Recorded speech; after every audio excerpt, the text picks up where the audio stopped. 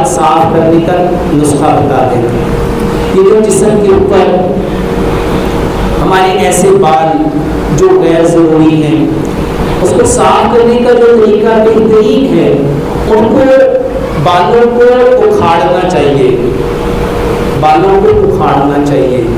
اب اکھاڑنے کے لیے، کیونکہ یہ ایک تکلیف دہ عمل ہے، جب ہم اس کو پہلی بار نکالیں گے تو میرے بھائی اس سے تکلیف ہوتی ہے۔ اس کا ایک بہت سہل طریقہ ہے۔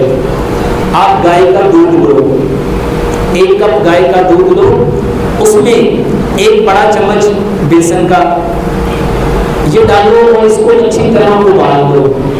پھر اس میں جب یہ آدھا کپ رہ جائے اس کو اتار دو اور اس میں 3 چمچ شہد ملاؤ اور اس کو اچھی طرح مکس کر کے لیپ بنا لو۔ پھر دوبارہ سے اس کو پکاؤ۔